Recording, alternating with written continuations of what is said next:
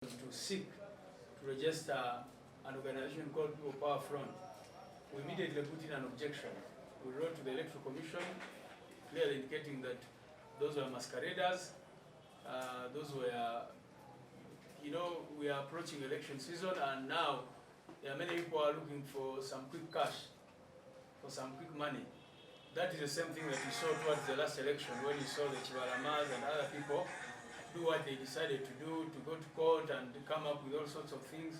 So every time we approach elections, because they know how desperate the Museveni regime is for anybody, many groups come up and start availing themselves to be used by the criminal regime. So these people are simply parading themselves to be used. We also showed you a document which they had authored at some point, writing to Anita Among and General Museveni, requesting that they use them to fight NUP. So we are not surprised. We have known about them for close to 2 years now. I mean, from the time they started doing all those funny things. But what we want to assure the media is that, and the country generally, is that People Power is an idea started by the team here. We have consistently told you that our president is the head of the People Power movement in Uganda. People Power has a political party. NUP is a wing, or is the political front of the People Power movement. And so anybody who wants to, lay claim on People Power is wasting time. And we advise them to stop being used, because whereas some of them are known thugs, you saw one of the people they were with, one with Robert, you know the kinds of things he has persistently been involved in. But I saw a young man called Spartan, for example, and felt sorry for him. I mean, how does a young man of that caliber try to involve himself in such things? So that's what I wanted to assure you and to tell all our supporters, that there is no political party called People Power. People Power is here because People Power is an idea. What we registered, when we registered this constitution with the Electoral Commission, one of the amendments we did in the new constitution was to adopt a new slogan of our party. And if you read under Article 1, Clause 1.3, it says the slogan of the party shall be People Power, our power, People Power. Meaning that nobody can go and register People Power as a political organization, because that is our slogan. Am I clear on that? That is our slogan. And we submitted this document before those people went to the Electoral Commission with whatever they did. And we wrote to the Electoral Commission about the same. We told them that we submitted our amended constitution before those so-called, those crooks, for lack of a better one, came to submit whatever they wanted to submit.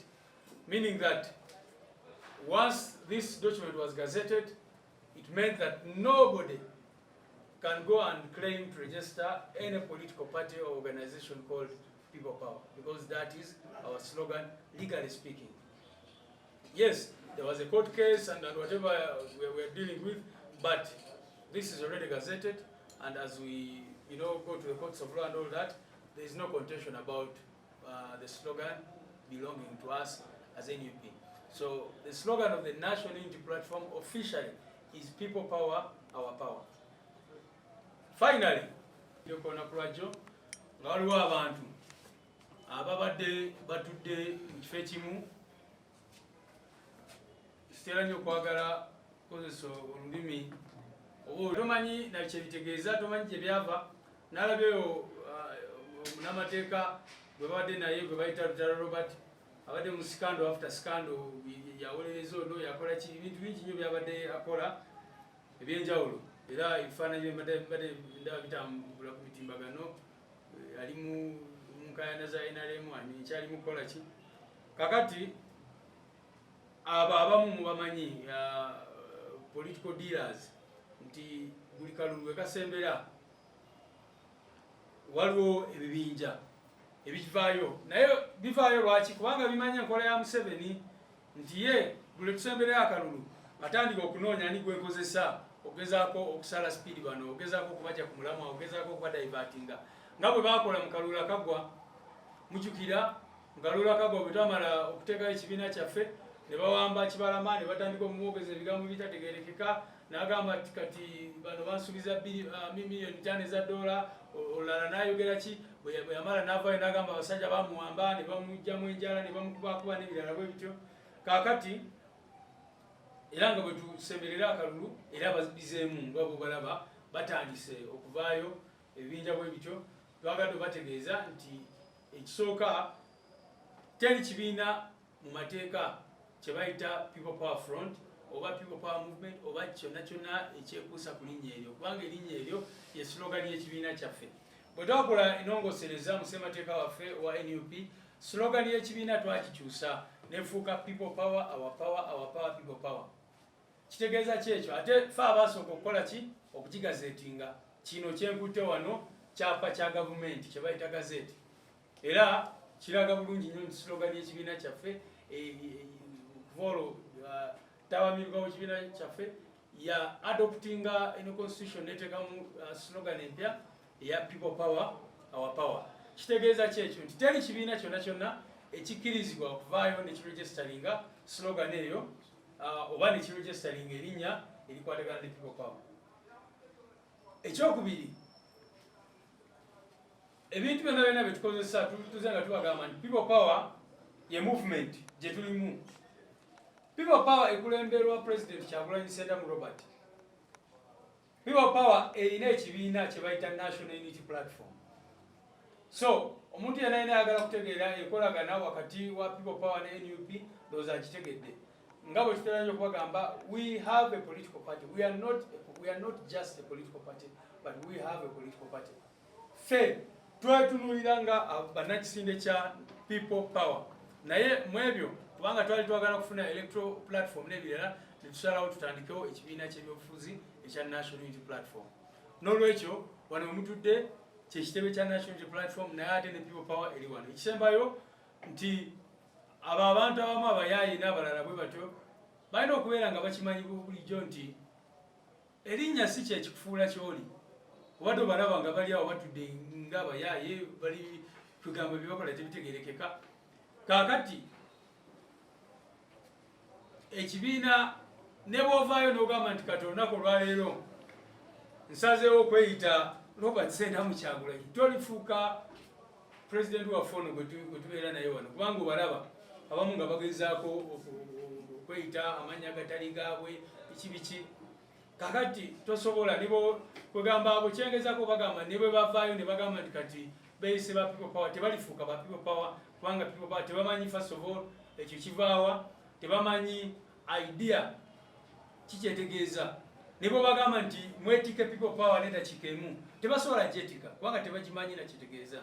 So twagadde okugumya abantu baffe nti nga tugenda mu kulonda General Museveni ne system ye of course okuba nti babeera available nnyo okwaniriza abantu bwe batyo mukya kulaba ebintu bingi nnyo nga bavaavaayo muzze mulaba mu Kalula Kagwa mwalaba waliwo abaavaayo ne bagamba nti ate president wamwe teyasoma ne bagenda mu kooti ne bagezaako okukola ki ne bavaayo ne batwala mu kooti nti ekibiina temwakifuna mu mateeka ne bavaayo ate ne baleeta omusango omulala ne bavaayo ne baleeta kino. So mujja kubalaba just batandikire ku kino naye tusuubira bingi nnyo era ne information gye tulina nti kati ng'omusango gwe twawaaba ku nsonga za constitution eno gwe batuwaabira ku nsonga za constitution eno naffe ne tuteekamu application okuva olwo ne kati tewulirwangako bagiteeka mu maaso g'omulamuzi gwe bayita singiza oyo emisango gy'abadde asala mugimanyi bulungi nnyo kati nawulira bamutwala mu Judicial Service Commission naye up to now eyo application yaffe tekolebwangako kubanga bakimanyi nti kino kya byabufuzi era twawulira gye buvuddeko awo gibalinze tusemberere akalulu oba oli awo bagusale in one or the other okugezaako okutujja ku balance naye byonna byonna bonoona budde tebiina kyebitukola tebiina kyebitegeeza ffe tuyimiridde ku nsonga gye tuyimiriddeko era tebalina kye batugamba basically twebale nnyo. One of them was an employee here, just an employee here. But like I said, some of those individuals have written letters to General Museveni, which we got copies of and even published, asking him to use them.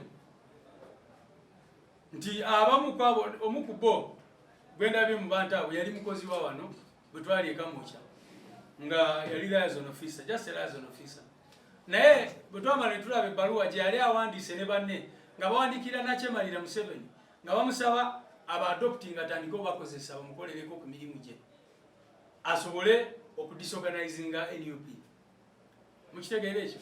Era ebbaluwa eyo mwagira batwajja ku mitimbagano nga bagamba fe singa otukwata n'otuyamba ekibiina kino ne kibeera registered tujja kukuyambako okukendeeza guno omuliro gwa NUP gwekutaddeko.